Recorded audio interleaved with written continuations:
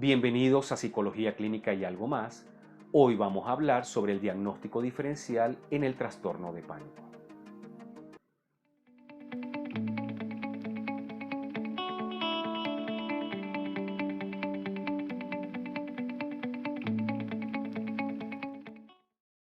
En videos anteriores comentamos que el ataque de pánico es la aparición súbita de miedo intenso, de malestar intenso, que alcanza su máxima expresión en minutos y durante las cuales se producen 4 o más de los siguientes síntomas: palpitación, golpeteo del corazón, sudoración, temblor o sacudidas, sensación de dificultad para respirar o de asfixia, sensación de ahogo, dolor o molestia en el tórax, náuseas, sensación de mareo, inestabilidad, aturdimiento, escalofríos o sensación de calor, parestesia, desrealización o despersonalización, miedo a perder el control o volverse loco y miedo a morir.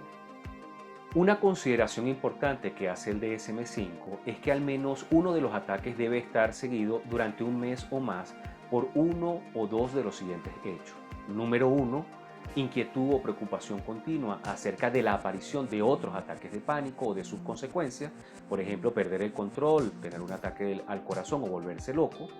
Y 2, un cambio significativo de mala adaptación en el comportamiento relacionado con los ataques, por ejemplo, incrementar los comportamientos destinados a evitar los ataques de pánico, la evitación del ejercicio como medio de activación física o de las situaciones no familiares en donde las personas pueden percibirse poco seguras.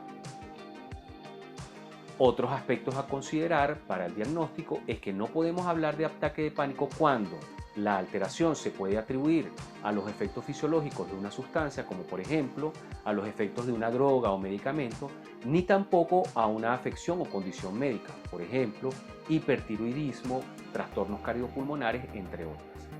Y tampoco podemos hablar de trastorno de pánico cuando la alteración se explica mejor por otro tipo de trastorno mental. Debido a la complejidad que implica diferenciar los trastornos de ansiedad, en la sesión de hoy vamos a conversar brevemente sobre el diagnóstico diferencial del trastorno de pánico.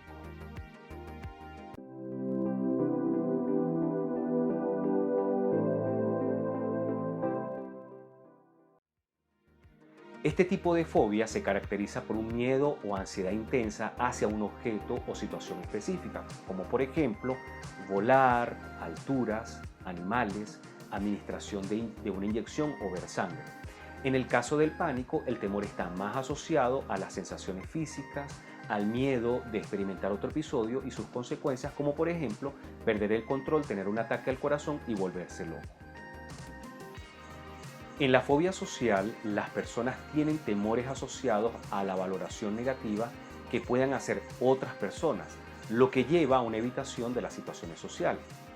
Estas situaciones podrían ser, por ejemplo, mantener una conversación, reunirse con personas extrañas, ser observados o actuar delante de otras personas.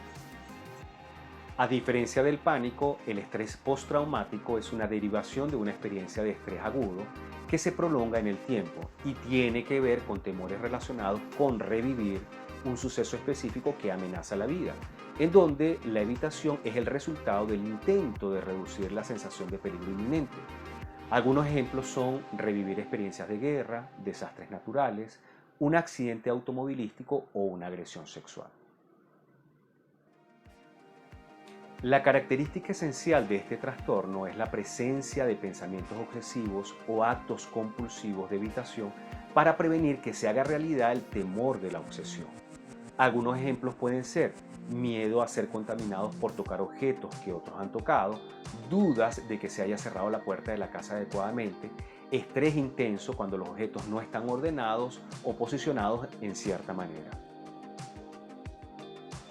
Mientras que el pánico se refiere a la preocupación por experimentar una crisis de angustia recurrente e inesperada, la ansiedad generalizada se caracteriza por una preocupación excesiva, poco realista y general por las circunstancias normales de la vida diaria, por ejemplo, responsabilidades laborales, financieras, salud familiar, entre otras, que se prolonga más de 6 meses.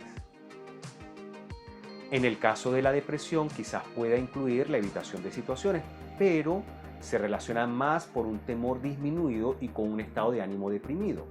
En el pánico observamos comportamientos evitativos con un estado de humor activo en la búsqueda de disminuir las crisis.